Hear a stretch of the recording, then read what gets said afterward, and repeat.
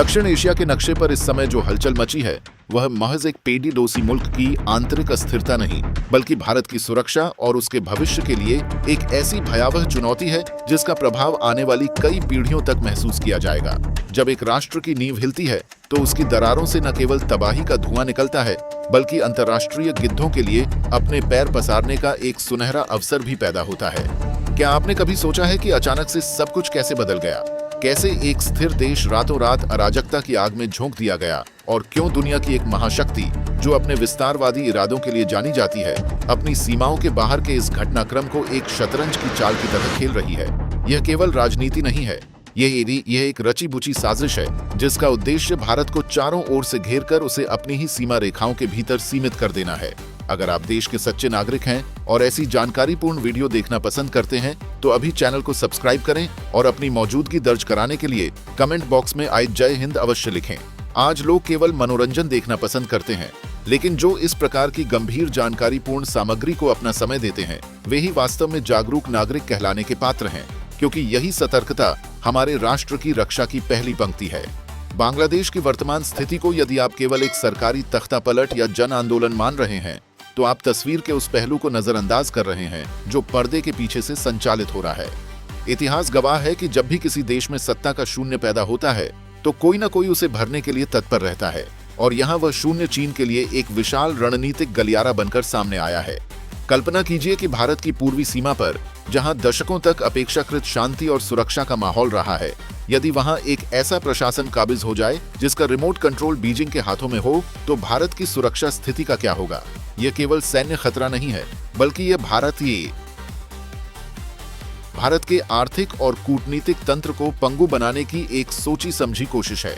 चीन की मोती की माला या स्ट्रिंग ऑफ पर्ल्स की रणनीति का मुख्य उद्देश्य ही यही रहा है कि भारत को चारों तरफ से बंदरगाहों और रणनीतिक ठिकानों के जाल में घेर लिया जाए, और बांग्लादेश में मची यह उथल पुथल उस माला का अंतिम और सबसे महत्वपूर्ण मनका साबित हो सकती है।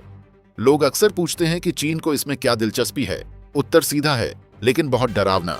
चीन को मलक्का जलडमरू मध्य के जरिए होने वाली अपनी तेल आपूर्ति पर निर्भरता का डर हमेशा सताता है, और इसी कारण वह बंगाल की खाड़ी तक अपनी सीधी पहुंच बनाना चाहता है। यदि वह बांग्लादेश की आंतरिक राजनीति को अपने प्रभाव में ले लेता है तो उसे भारत की छाती पर बंदूक रखने का एक स्थायी आधार मिल जाएगा। इसके पीछे के गहरे अर्थ को समझने के लिए हमें उस आर्थिक जाल को देखना होगा जिसे चीन डेप्ट ट्रैप डिप्लोमेसी कहता है।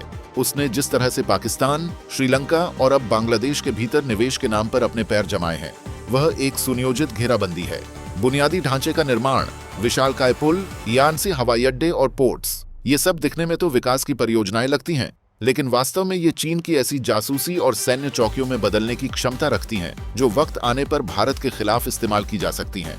क्या आपने गौर किया है कि बांग्लादेश के संकट के समय अंतर्राष्ट्रीय मीडिया और मानवाधिकार संस्थाओं का एक बड़ा तबका किस तरह की चुप्पी साधे हुए था? यह चुप्पी भी एक बहुत बड़े भू राजनीतिक खेल का हिस्सा है। यहाँ भारत की स्थिति बहुत नाजुक हो जाती है, क्योंकि हमें अपने पेडी डोसी के साथ मानवीय संबंध भी निभाने हैं और अपनी राष्ट्रीय सुरक्षा के प्रति समझौता भी नहीं करना है। बांग्लादेश की अस्थिरता का सीधा असर भारत के उत्तर पूर्वी राज्यों पर पड़ता है, जहां पहले से ही अलगाववादी गतिविधियों और सीमा पार तस्करी की समस्याएं रही हैं। यदि चीन वहां की स्थितियों का लाभ उठाकर अराजकता को और भड़काता है तो भारत के लिए अपने ही भीतर से एक दो तरफा युद्ध का खतरा पैदा हो सकता है। यह सोचना गलत होगा कि यह सब अचानक हुआ है। ये वर्षों की मेहनत का परिणाम है। चीन ने वहां की शिक्षा, मीडिया, व्यापार और प्रशासनिक गलियारों में अपना इतना गहरा प्रभाव डाल लिया है कि आज वहां के निर्णय लेने वाले लोग अक्सर बीजिंग के हितों को प्राथमिकता देने लगे हैं।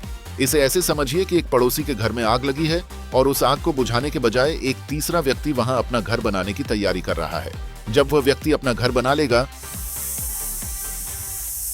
तो वह उस आग की गर्मी का उपयोग अपनी रोटियां सेकने के लिए करेगा, और वह आग अंततः आपके दरवाजे तक पहुंच जाएगी। भारत के सामने चुनौती केवल बॉर्डर की नहीं है, बल्कि यह एक सांस्कृतिक और वैचारिक संघर्ष की भी है। चीन अपनी सॉफ्ट पावर का इस्तेमाल करके वहां की जनता के मन में भारत के प्रति अविश्वास के बीज बो रहा है। आए दिन प्रोपेगेंडा फैलाया जाता है कि भारत बांग्लादेश के संसाधनों को लूट रहा है, जबकि सच्चाई ये है कि भारत ने ही सबसे कठिन समय में उस देश को सहारा दिया था। इस तरह के दुष्प्रचार का उद्देश्य क्या है? इसका उद्देश्य स्पष्ट है, भारत और बांग्लादेश के बीच की ऐतिहासिक दोस्ती की दीवारों को ढाना, ताकि वहां का समाज भारत विरोधी रुख अपना ले और चीन को एक मसीहा के रूप में देखने लगे। आने वाले समय में हमें यह देखना होगा कि कैसे यह पूरा क्षेत्र एक बार फिर से कोल्ड वॉर जैसा माहौल बना रहा है। चीन यहां अपनी पनडुब्बियों के लिए अड्डा बनाना चाहता है। वह यहां रडार और इलेक्ट्रॉनिक सर्विलांस सिस्टम तैनात करना चाहता है ताकि वह भारत के मिसाइल परीक्षणों और सैन्य गतिविधियों पर नजर रख सके। अगर ऐसा होता है तो भारत की एक्ट ईस्ट पॉलिसी एक बड़ी बाधा का सामना करेगी। हमें यह नहीं भूलना चाहिए कि चीन की यह विस्तारवादी नीति केवल भारत तक सीमित नहीं है, ये हिंद महासागर क्षेत्र के पूरे संतुलन को बिगाड़ने वाली है। अगर भारत ने अभी सही और कड़े कूटनीतिक कदम नहीं उठाए तो भविष्य में हमें बहुत बड़ी ही कीमत चुकानी पड़ सकती है। हमें इस पूरे घटनाक्रम को केवल एक घटना के रूप में नहीं बल्कि एक चेतावनी की तरह देखना चाहिए कि कैसे एक देश का पतन दूसरे देश की महत्वाकांक्षाओं को पूरा करने का माध्यम बन सकता है। भारतीय सुरक्षा एजेंसियों को इस पर बहुत बारीकी से नजर रखने की जरूरत है कि सीमा के उस पार सक्रिय होने वाले तत्व किसके इशारे पर काम कर रहे हैं और उनके पास हथियार और संसाधन कहां से आ रहे हैं। क्या यह केवल एक अंदरूनी बगावत है या बाहर से प्रायोजित एक प्रॉक्सी वॉर? इसका जवाब आने वाले कुछ महीनों में स्पष्ट हो जाएगा, लेकिन तब तक बहुत देर न हो जाए। यही भारत की सबसे बड़ी चिंता है। एक आम नागरिक के तौर पर हमें यह समझना होगा कि पीडी डोस में जल रही आग की लपटें कब हवा का रुख बदलें और हमारी दहलीज तक आ जाए, कोई नहीं जानता।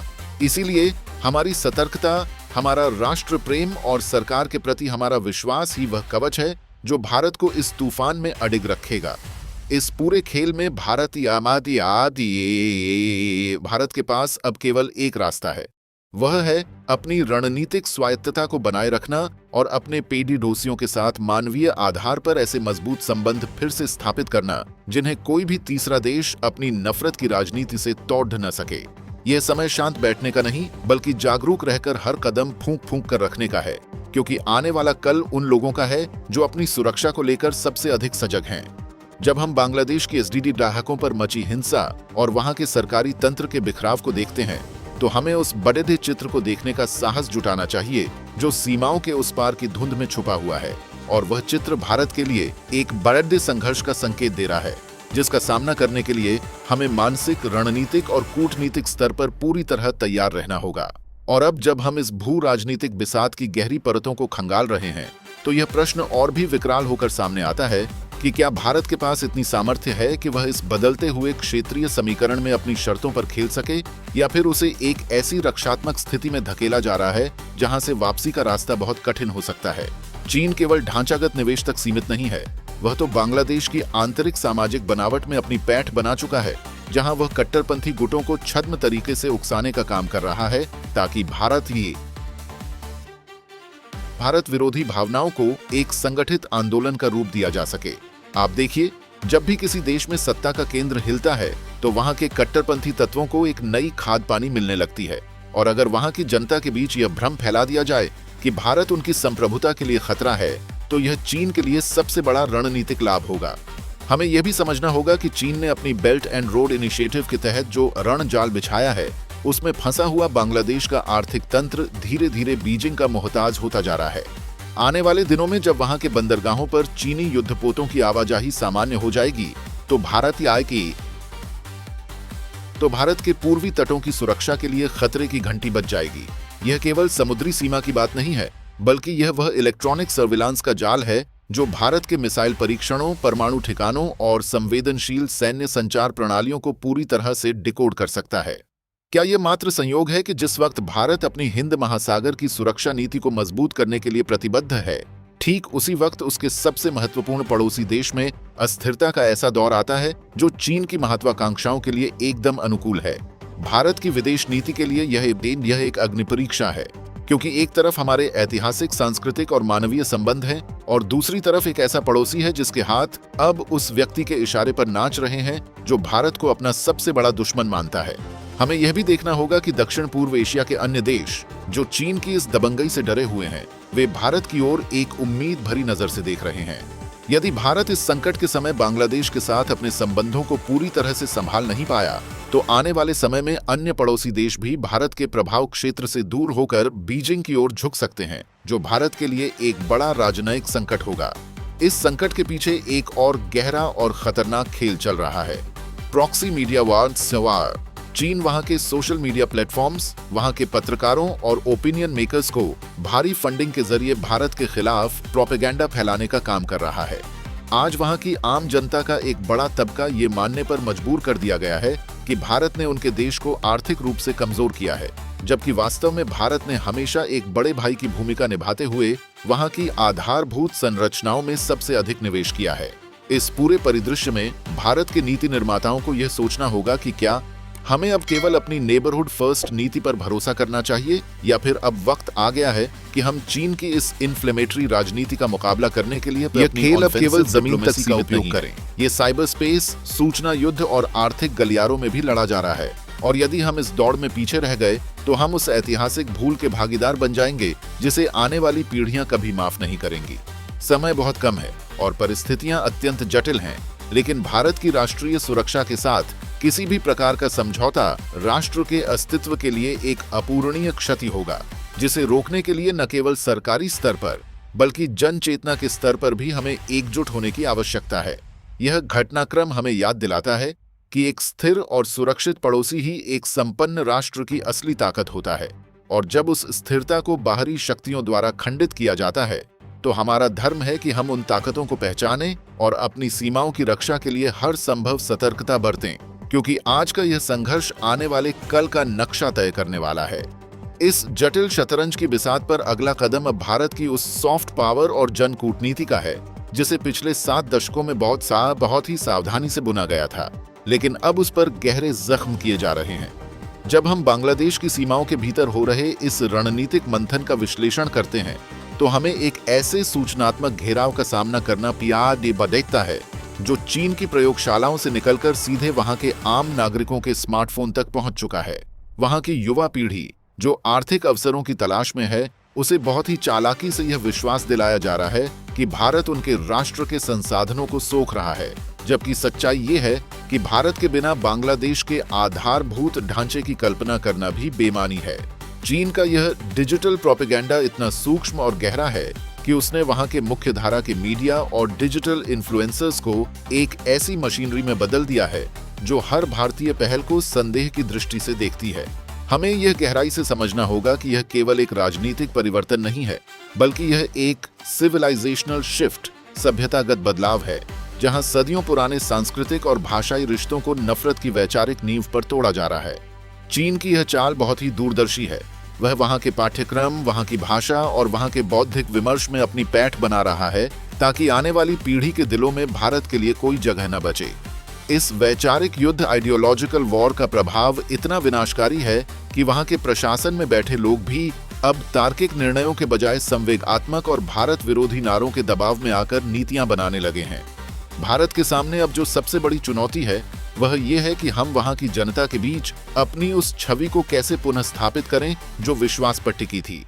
यदि हम इसमें विफल रहे तो चीन का यह प्रॉक्सी प्रभाव भारत के लिए एक ऐसा घाव बन जाएगा जो समय के साथ और भी गहरा होता जाएगा। हमें इस बात का भी संज्ञान लेना होगा कि अंतर्राष्ट्रीय मंचों पर चीन किस तरह से बांग्लादेश के आंतरिक मामलों में गैर हस्तक्षेप की दुहाई देकर पर्दे के पीछे से अपनी कठपुतलियों को नचा रहा है। वह वैश्विक स्तर पर यह नैरेटिव फैला रहा है कि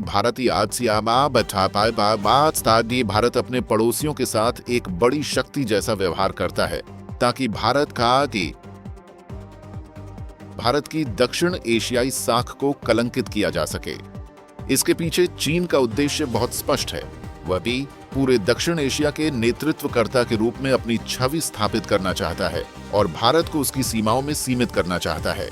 यह एक ऐसा द्वंद्व है जिसमें अगर भारत ने अपनी रणनीतिक धैर्य और कठोर कूटनीति के बीच संतुलन नहीं बनाया तो हमें एक ऐसी आंधी अस्थिरता का सामना करना पड़ेगा जो सीधे तौर पर हमारे उत्तर पूर्वी राज्यों की आंतरिक सुरक्षा को खतरे में डाल देगी।